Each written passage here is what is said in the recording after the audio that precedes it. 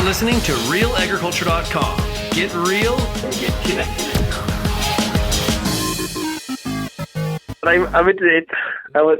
Sorry, go ahead. No, that's fine. I'm going to keep this on the tape.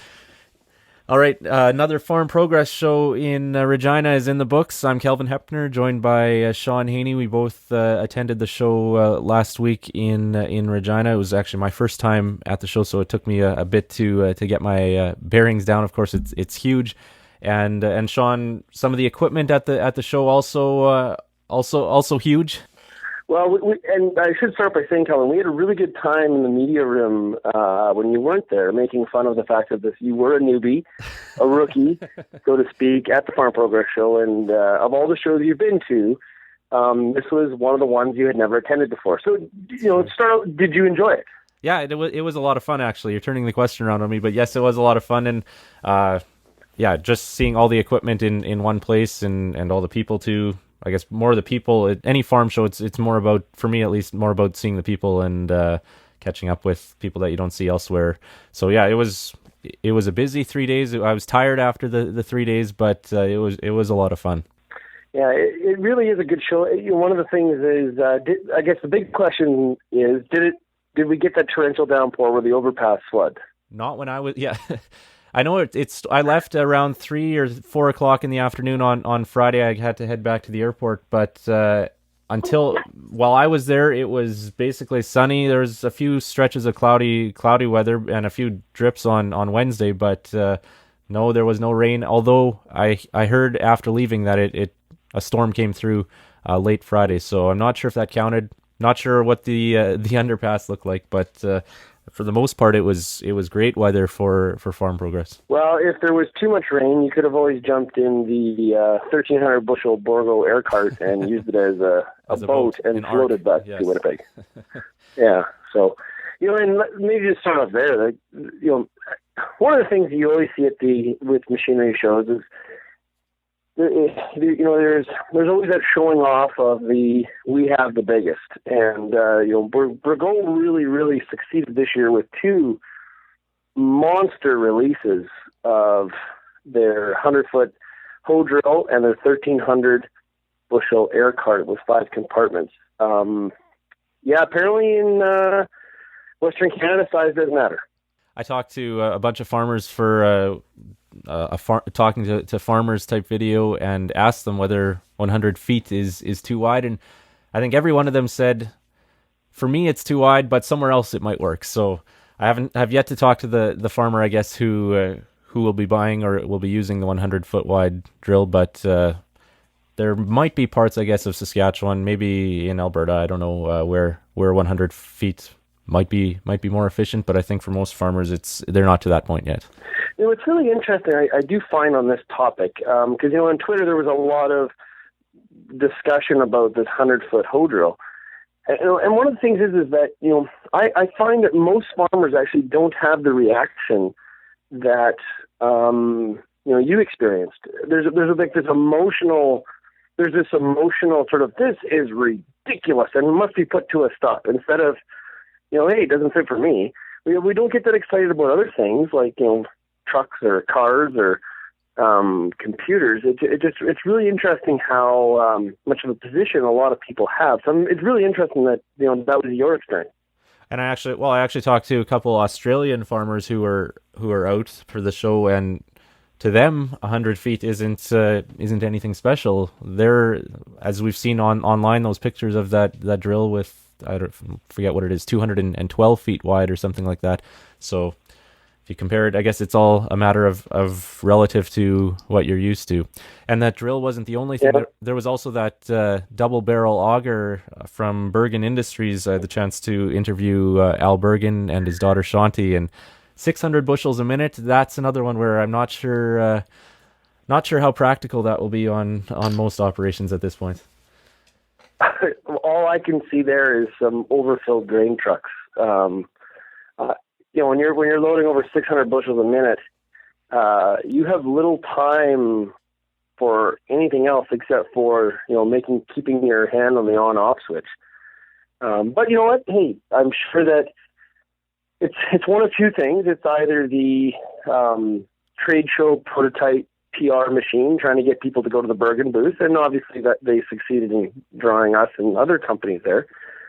Or there is a fit for it, and sometimes we don't say see the best fit for it right off the hop. It'd be interesting to see how many they move into the marketplace.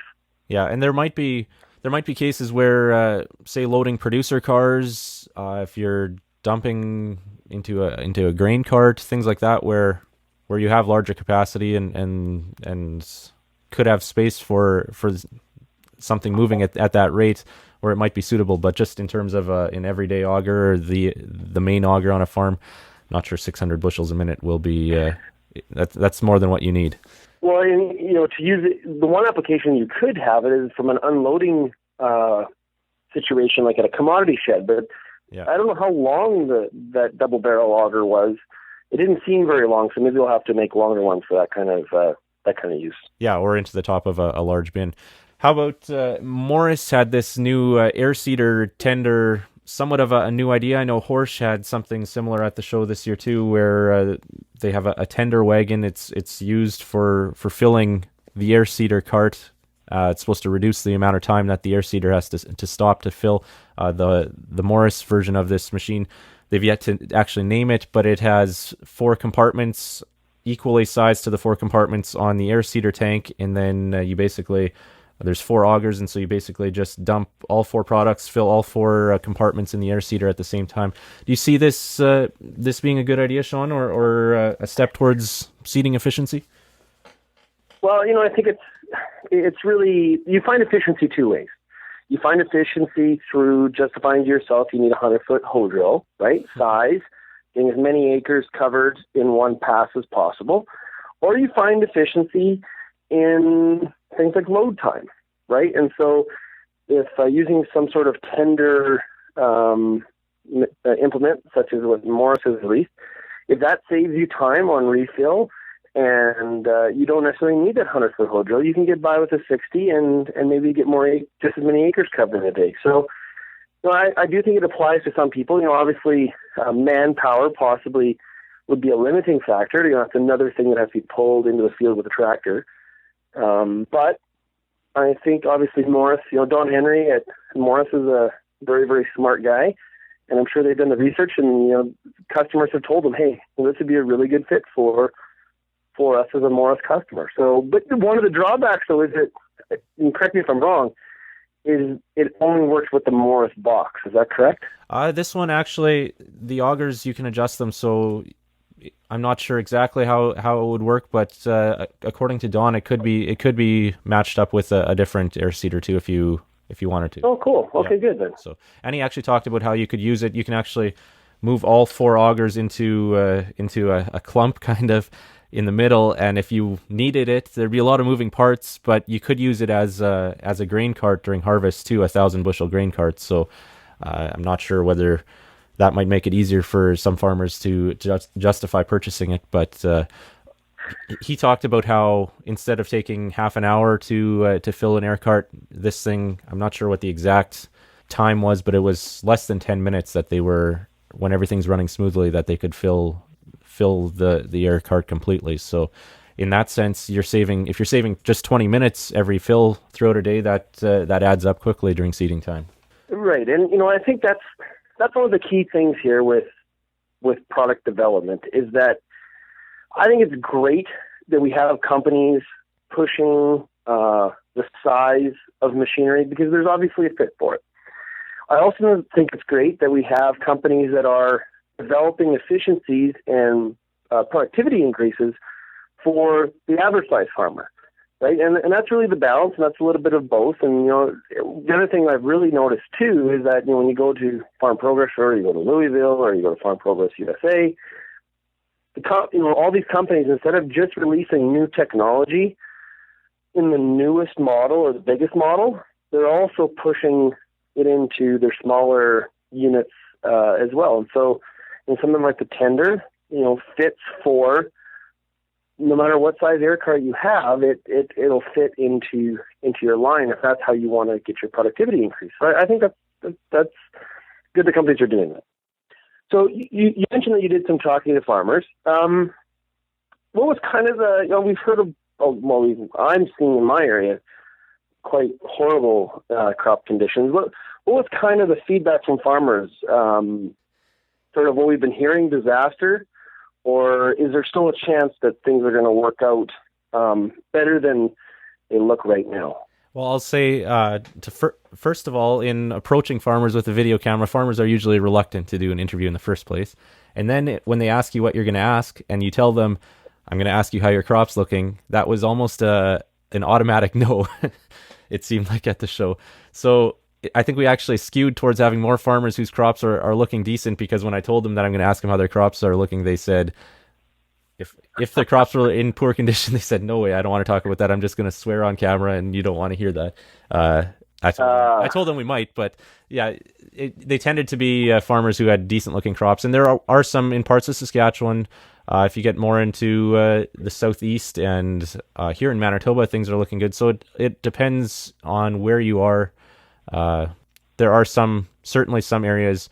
Talked to one farmer in the Medicine Hat area. He was talking about how the highlight of the show for him was actually the Seed Hawk North 40, because that's where he was going to, I guess, enjoy his part of the farm show. So, well, hey, you got to support the malt barley industry too. And that's drink. You got to drink your product. You got to get food supply as well. So, to answer your question, I would say that it was. I'd say what we've been hearing in the news isn't too far off, but of course, it is still only the middle of, well, now we're pushing towards the end of June, but there is still, I guess, if we had rain in the next couple of weeks, and there was that some rain that came through on at the end of the show on Friday, Saturday, so I think it's not too late to save things, but we probably won't be having, for sure won't be having a record-sized canola crop or anything like that in the West this year. No, I don't think transportation is going to be the topic of the winter of 15-16. No. I don't think that is going to be a focus, which is in some ways, I'm sure another topic will fill that gap, and there'll be something else that we'll have to cover ad nauseum through the winter. But it definitely won't be wait times for rail cars, I would think. But which is really too bad. We want that. Obviously, we want viewers to have the best crops possible. So you kind of hope that that's the problem.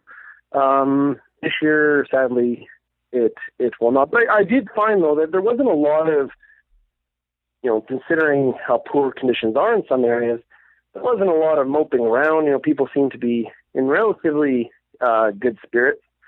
And maybe that has a lot to do with how good the crops have been lately. So yeah. All in all, I think it was a good show, Shaun, and we'll look forward to sharing all the. I know spent a lot of time with the video camera last week, so we have lots of videos to share, and we'll look forward to sharing those. Anything else to add on your thoughts on the 2015 farm program? I really want to just encourage viewers to continue to check out the coverage that we did of Canada's Farm Progress. I did a few videos. You did a lot of videos, and I think people are going to enjoy the coverage. There's just every year there's new tweaks and twerks on different, pieces of machinery, and I think that this was a really successful show, and I think everyone's going to enjoy the footage, so I encourage you to check it out.